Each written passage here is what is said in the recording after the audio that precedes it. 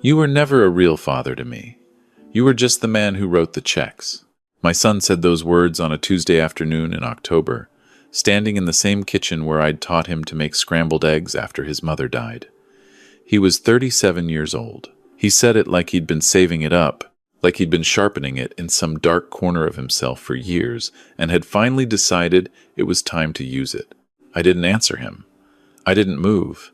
I just sat there at that table with my coffee going cold between my hands and looked at this man I had poured my entire life into. And I felt something shift inside me that I knew, with absolute certainty, would never shift back. It had started the way a lot of the worst conversations start, calmly. My son and his wife had driven the 40 minutes from their side of Columbus to have what she had called a family discussion. She'd used those exact words in her text message, family discussion. I remember reading it and thinking the phrasing was odd, too formal, like something you'd find in a corporate memo. But I'd set out the good coffee and a plate of those shortbread cookies my daughter-in-law always claimed to love, and I'd told myself to keep an open mind. My son's wife came in first. She always did. She had a way of entering a room like she was claiming it, her eyes moving quickly to assess everything before her expression settled into something warm and practiced. She hugged me and said I looked great, which was the thing she said when she wanted something. My son came in behind her, and I noticed right away that he wasn't quite meeting my eyes. He did that when he was uncomfortable, had done it since he was a boy. When he broke the neighbor's window with a baseball at age 9, he'd spent 2 full days studying the floor. I recognized the posture. We sat down. My son's wife did most of the talking at first. She explained that they were in a difficult position financially. The mortgage had adjusted, the rate was brutal, the kids' school tuition had gone up for the 3rd year running. She laid it out with the practiced patience of someone who had rehearsed this presentation, and I listened, and I nodded, and I waited. Then she got to the point. She wanted me to sign my property over into a joint trust. My house, my land out on Route 9 where I'd been planning to build a small rental unit when I retired. All of it rolled into a shared asset that she and my son could use to refinance their debt at a lower rate. She had a folder, printed pages with highlighted sections. She slid it across the table toward me like a real estate agent closing a deal. I picked it up. I read it carefully. Then I set it down. I told them I should talk about their monthly expenses before we talked about restructuring my assets. I told them that I'd been helping with their mortgage for almost 4 years, close to $900 a month, and I'd been glad to do it, but that I was worried the underlying problem wasn't the interest rate. I asked them, as gently as I knew how, whether they had sat down recently and looked at where everything was actually going. My son's wife went quiet in a very specific way. The kind of quiet that isn't peace but pressure. She set her coffee cup down without drinking from it. "Harold," she said, "we didn't come here for a lecture." I told her I wasn't lecturing. I was asking a question. "You always do this," she said. "Every time we need your support, you turn it into some kind of performance review. We're your family, not one of your job sites." I tried again. I said I loved them. I said I wanted to help. I said that was exactly why I was suggesting we look at the full picture before making any decisions about my property. That's when my son stood up. I'd seen my son angry before. He had his mother's eyes and his grandfather's temper, and when those two things combined, it could fill a room. But this was different. This wasn't the flash of hot emotion I recognized from 25 years of raising him. This was something slower, something that had been sitting under the surface for a long time. "You know what your problem is?" he said. "You've always thought you were the smartest person in every room. You built your little business, you paid your bills, and ever since Mom died, you've acted like that gave you the right to judge every decision I've ever made." I started to answer, but he wasn't finished. "I spent my whole childhood watching you work. Every weekend, every holiday. You were always on a job site, always on the phone, always too busy to actually be present. And then you want to sit here and tell me about financial responsibility?" His voice was shaking now, but not with grief, with something harder. "You think writing checks makes you a father? You think paying for things is the same as showing up?" "Son," I said quietly, "don't call me that." He was looking straight at me now, and his wife had gone very still beside him. watching. You were never a real father to me. You were just the man who wrote the checks. The room went absolutely silent. I looked at my son's face. I looked at my son's wife's face. And what I saw in her expression was not discomfort or surprise.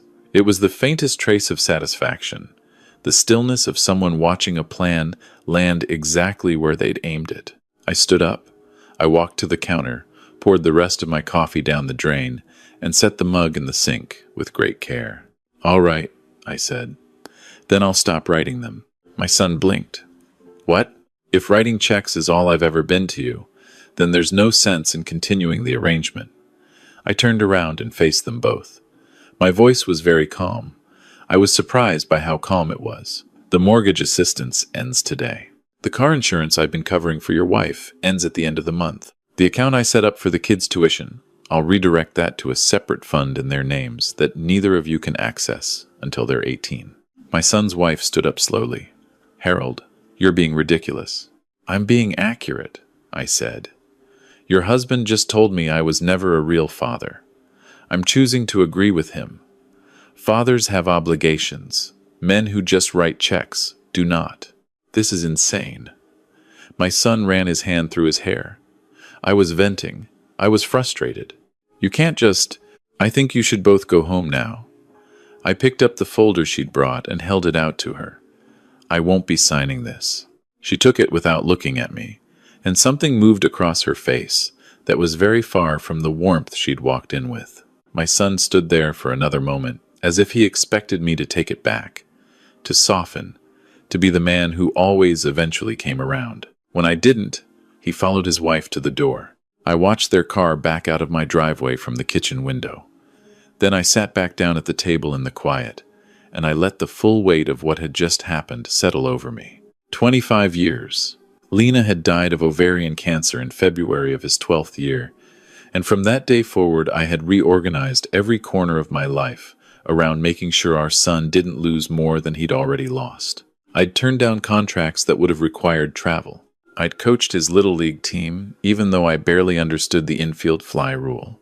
I'd sat through every school conference, every rough patch, every bad girlfriend, every moment of a young man finding his footing, and I'd done it while running a business alone and grieving a wife I had loved more than I knew how to say. I thought about the first year after Lena died, when my son would come into my room at 2 a.m. and just sit on the floor beside my bed because neither of us could sleep. I hadn't written a check for that. I'd just been there. But that wasn't what he remembered, apparently. Or maybe it wasn't what she'd allowed him to remember. I picked up my phone and called Pete Dawson. Pete was 39, my son's business partner and one of the few people connected to my son's life that I'd trusted consistently. His father, Frank, had worked for me for 15 years before retiring, and Pete had grown up in and out of my house the same way my son had grown up in and out of theirs. He answered on the third ring. I told him what had happened. Not all of it, but enough. Pete was quiet for a moment, and then he said, "Harold, I have to tell you something. I've been trying to figure out how to bring this up for about 2 months." I told him to go ahead. "Brianna has been talking to a real estate attorney," Pete said carefully. "Not about your property specifically, at least not that I know of. But she has been looking into what it would take to have you declared financially incompetent. Something about how you've been making unusual decisions with your money." There was a pause. I didn't know how to tell Connor without it turning into a whole thing. You know how he gets when it comes to her. I did know. I thanked Pete and told him I'd be in touch. I sat in my kitchen for a long time after that. The afternoon light moved across the floor the way it did in late October, low and flat and golden, and I thought about the word incompetent and what it would have taken to put that idea in motion. Someone would have had to plant it, tend it, make it seem reasonable. That kind of thinking didn't arrive on its own.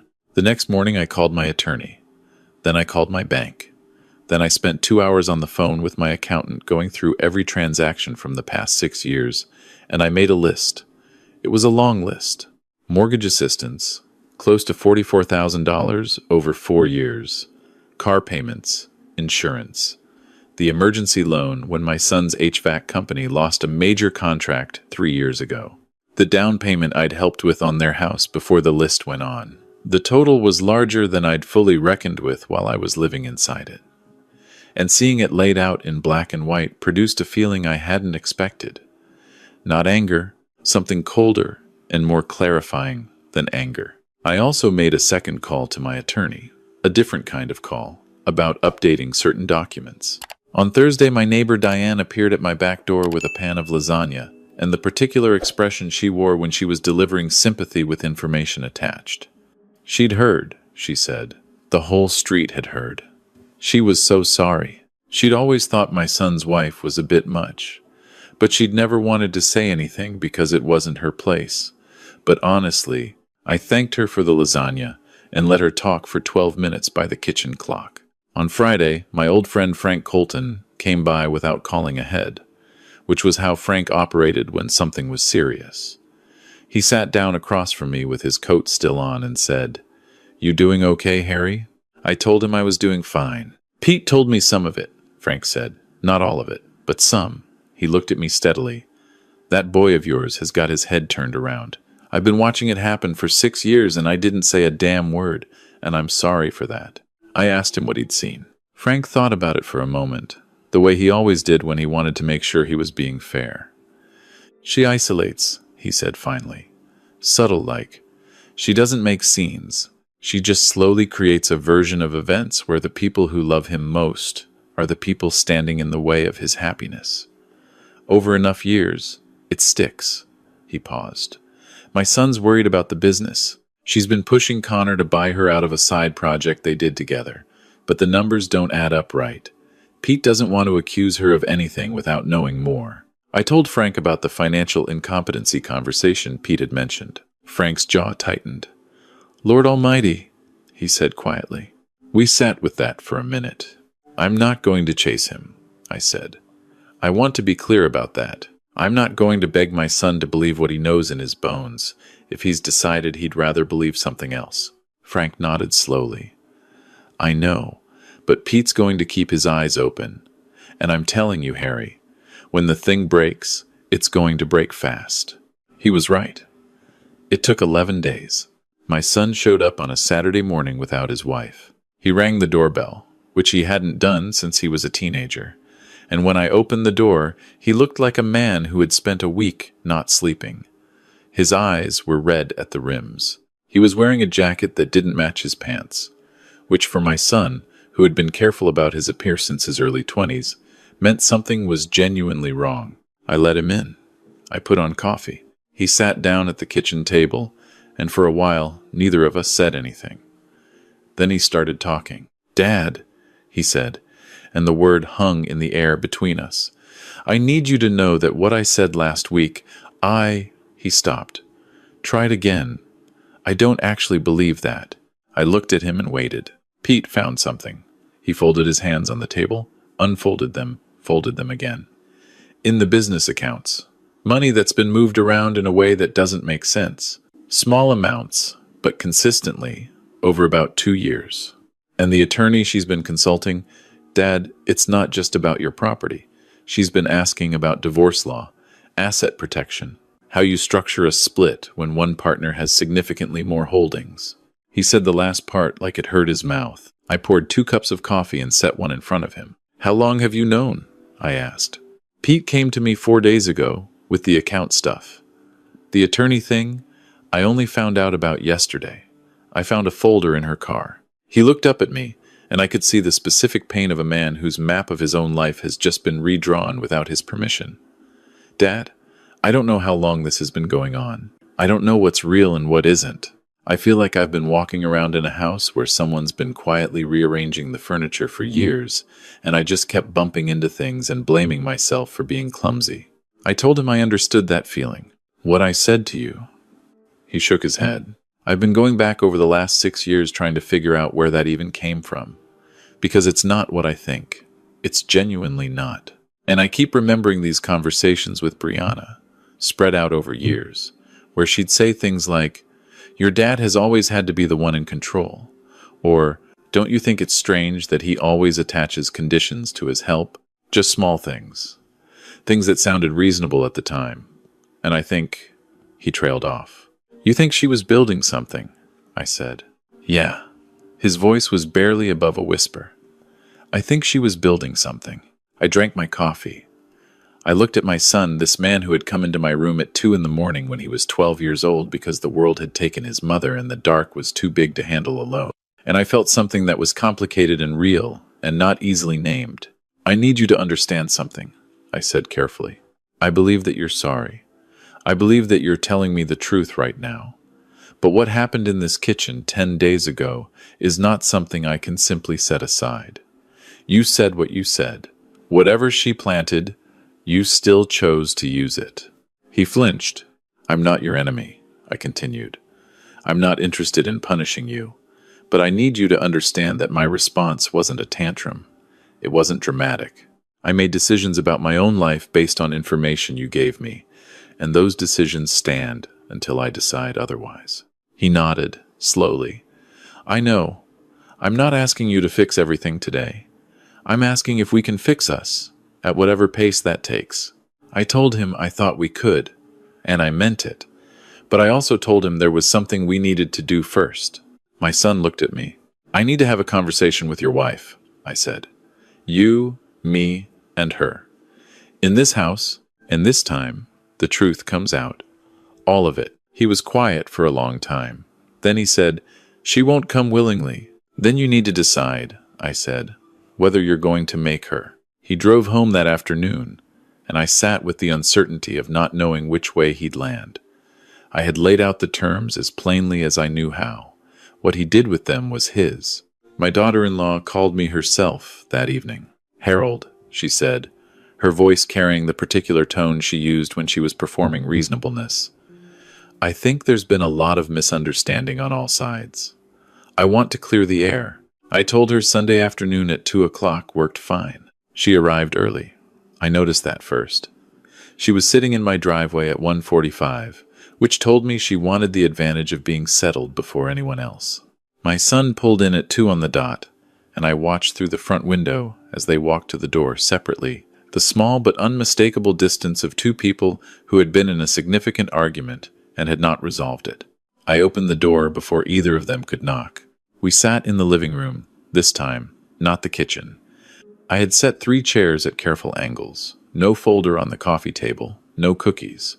My son's wife noticed the absence. I want to start by saying, she began, that I understand feelings were hurt. Connor was out of line in what he said to you, and I think he's told you that. She glanced at my son, who was studying the middle distance. I also think you've been very reactive in a way that's caused real harm to your grandchildren. Pulling their tuition account, cutting off support without any warning. The grandchildren's tuition is protected in their names, I said. It's you and my son who no longer have access to it, not them. She paused, recalibrated. Still, the message it sends to the kids. Let's talk about the message it sends, I said. Let's talk about the conversation you had with a real estate attorney about having me declared financially incompetent. The room changed. My son's wife, very carefully, did not look at my son. I was exploring options, she said after a moment. I was worried about your decision-making. You've been making some unusual moves with your assets, and I was concerned. What unusual moves? Another pause. The way you restructured your will last year. The way you've been... I'd like to hear specifically what concerned you, I said. She shifted in her chair. Harold, I don't see how relitigating all of this is productive. Then let's talk about something else. I picked up a single sheet of paper from the side table and held it out. She didn't take it, so I set it down on the coffee table facing her. That's a summary of the financial support I've provided to your household over the past 6 years. I went through it with my accountant. The total, including the down payment assistance, is just under $112,000. My son looked at the paper. I never kept a running tally, I said. I didn't give with the expectation of being repaid. I gave because my son needed help, and I was able to provide it. And I believed I was doing it within a relationship built on honesty. I looked at my daughter-in-law directly. But you want to talk about unusual decisions with my assets? $112,000. And you were quietly consulting attorneys about my competency. I'd like to understand that. You're twisting this, she said, but her voice had lost its earlier smoothness. Brianna, my son's voice, quiet and flat. She looked at him, and whatever she saw made her stop. I found the folder. She opened her mouth. The one in the car, he continued. The one with the attorney letterhead and the notes in your handwriting about the timeline for separating assets. I've had 4 days to read it and think about it, and I'd very much like you to explain it to me, because I've been trying to, and I can't make it add up in a way that means what I want it to mean. The silence stretched out long enough that I could hear the refrigerator humming from the kitchen. I was protecting myself, she said finally. The way things have been between you and your father, the way he's always inserting himself into our decisions, I didn't know how much longer we could sustain it. I needed to know what my options were. Your options for what? My son asked. She looked at the window. In case things didn't work out. And the business accounts? She went very still. Pete showed me the transaction records, my son said. His voice remained level, which I recognized as costing him something. 22 months of transfers. Small ones. Into an account I've never seen. I need you to tell me what that account is. My daughter-in-law was quiet for a moment that felt like it lasted much longer than it was. Then something in her posture changed. The practiced warmth fell away completely, and what was left was something harder and more honest than anything I'd seen from her in 6 years. I was building a safety net, she said, in case the marriage ended, in case your father finally convinced you to leave me. My father has never once suggested I leave you, my son said. He didn't have to suggest it directly. The way he looks at me, the way he makes me feel like I'm never enough for this family, like I'm always being measured against some standard I can't see. So you stole from our business, my son said. Not a question. I redirected funds to protect myself and our children. Brianna. He said her name once, quietly, like a period at the end of a very long sentence. She turned to me then, and her expression moved through several things before settling on something that was almost defiant. You want to know the truth, Harold? Yes. I pushed Connor to say what he said. I've been pushing it for years, little pieces at a time, because I needed him to see you as the obstacle instead of the support. Because as long as he was running to his father every time things got hard, I had no power in my own marriage. Was that wrong? Probably. But you sat in your perfect house with your perfect memories of his dead mother and made me feel like an outsider in my own family for 6 years. The room was very quiet. I looked at this woman, my son's wife, and I tried to find something I recognized. 6 years of Sunday dinners, Christmas mornings, sitting in the hospital waiting room when each grandchild was born. I had tried. I had genuinely tried, in ways she apparently had not seen or had chosen not to credit. I'm sorry you felt like an outsider, I said carefully. I am. If I contributed to that, I want to understand it. But what you just described is not a response to feeling excluded. What you just described is a campaign, years of it, against me, against my son's ability to trust his own judgment, against the stability of people who never did anything to deserve it except love him. She looked away. You asked Connor to say something you knew would cause irreparable damage, I continued. Not in a moment of anger, with planning, with intent. I paused. That's not protecting yourself. That's choosing harm. My son stood up. He didn't say anything for a moment. He walked to the window, stood with his back to us both, and I could see from the set of his shoulders the specific weight of a man dismantling the version of his life he'd believed in. I need you to leave, he said finally. I couldn't tell at first who he was speaking to. Then he turned around, and he was looking at his wife. I need you to go home. Get the kids from your sister's place. I'll be there tonight. Her chin came up. Connor, I need to talk to my father. Alone. His voice was not unkind, but it was final. We'll talk at home. Later. She stood. She picked up her bag. At the door, she turned and gave me one long look that I could not fully read, and then she was gone. My son stood in the middle of my living room and pressed the heels of his hands against his eyes. Dad, he said, and it came out broken around the edges.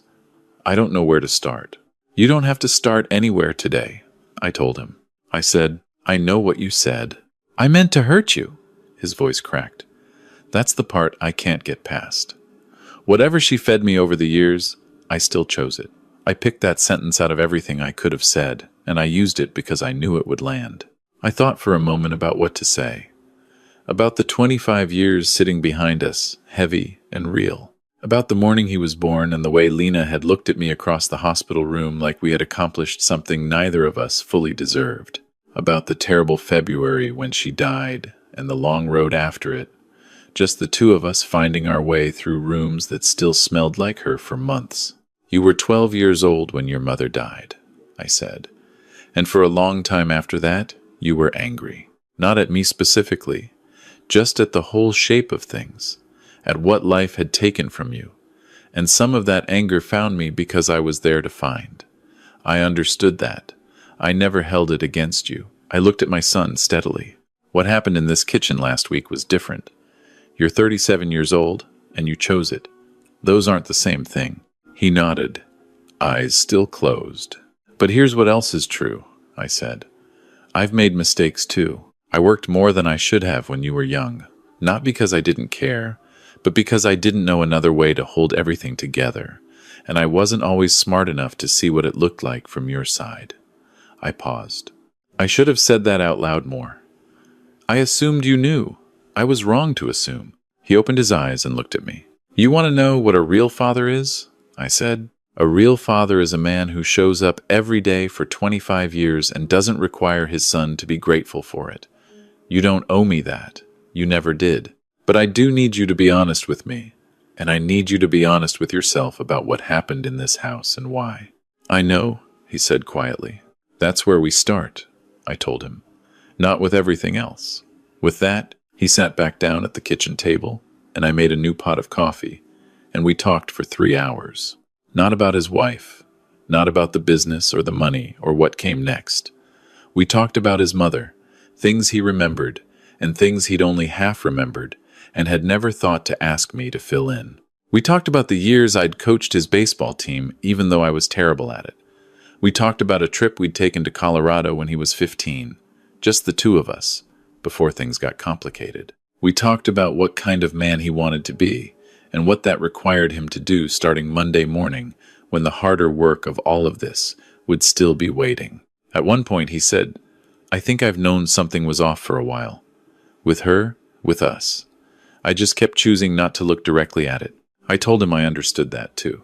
At some point in the late afternoon, the light in the kitchen changed, and I realized we'd been sitting there for longer than I'd tracked. My son stood up to leave, and at the door he paused with his hand on the frame. Dad, he said, I'm sorry, all of it, but especially for the thing I said, because it wasn't true. It was never true. You were the most present person I've ever known, and I used the one thing I knew would undo that because I was scared and angry, and she had taught me to aim it at you. He met my eyes. I'll spend however long it takes making that right. Don't make it right with me, I said. Make it right with yourself. The rest will follow. He nodded once and walked to his car. I stood in the doorway and watched him drive away, and I thought about the word father and everything it contained. Not biology, not money, not the performance of sacrifice or the constant demonstration of investment. Something quieter and more durable than any of those things. The willingness to remain present to a person through every version of themselves, even the version that turned its most capable cruelty in your direction. I wasn't certain what the next months would look like. My son had decisions to make about his marriage, his business, his own accounting of what he'd participated in and what he'd allowed. Those were his to carry, and I would not carry them for him. The financial support I'd stopped would remain stopped for now, not as punishment, but because the circumstances that had made it appropriate no longer existed in the same form. I'd redirected the Children's Educational Fund, locked it away from everyone, including myself, until they were old enough to use it. Whatever happened between their parents, that would remain. Pete called me Monday evening to let me know that he and my son had begun a formal audit of the business accounts and had consulted an attorney about the discrepancies. He didn't ask me anything. He just wanted me to know. Frank came by on Tuesday with no lasagna and no pretense, just his coat and a thermos of decent coffee. And he sat at my kitchen table and said, "You doing okay, Harry?" The same way he'd said it the week before. This time I told him yes, and I meant it more completely. A week later, on a Friday evening when the light had gone low and the yard was covered in the first serious leaf fall of the season, I walked out to the garage and pulled out the box I'd been avoiding for 6 years. Lena's things, the ones I'd never been able to fully sort through. Letters, photographs, the small red notebook where she'd kept her garden plans each year, lists of seeds and bloom times in her careful handwriting. I'd kept them sealed because opening them had always felt like something I needed to be ready for, and I was never quite ready. But sitting in the garage, with the leaves coming down outside and the quiet of the house behind me, I realized I'd been waiting for a readiness that wasn't coming. The readiness was just the doing of it. I opened the box. I didn't find anything I didn't already know. I found her, the way she always showed up in the accumulated details of a life, in margin notes and grocery lists, and a photograph of the three of us at the beach in 1998, where my son was 7 years old, and sunburned and grinning so wide it took up half his face. She was laughing at something off camera, and I remembered exactly what it was, some terrible joke I'd made, and I held that photograph for a long time. I thought about what she would have made of all of it. Lena had been practical and unsentimental in the best possible way, with a directness that occasionally startled people who didn't know her well. She would have said that people reveal themselves when the pressure is high enough, and that what they reveal is always been there. She would have also said that what a person does after the revelation is the only part that actually counts. I put the photograph on the mantelpiece, where it had always belonged, and I went inside to start dinner. The house was quiet in the specific way I had come to recognize as honest quiet, rather than empty quiet. The quiet of a life that was mine, built on terms I understood without anyone else's revision running underneath it, like a current I couldn't account for. My son called that night, briefly. He was tired, he said. Things were in motion. He'd talk to me more over the weekend. I told him I'd be here. I meant it the same way I had always meant it, without conditions, without arithmetic, without the need to be thanked for the meaning of it. That was never what it was for. Before you go, subscribe and leave your thoughts in the comments below. I'd love to know what you think. And when you're ready, the next story is just one click away.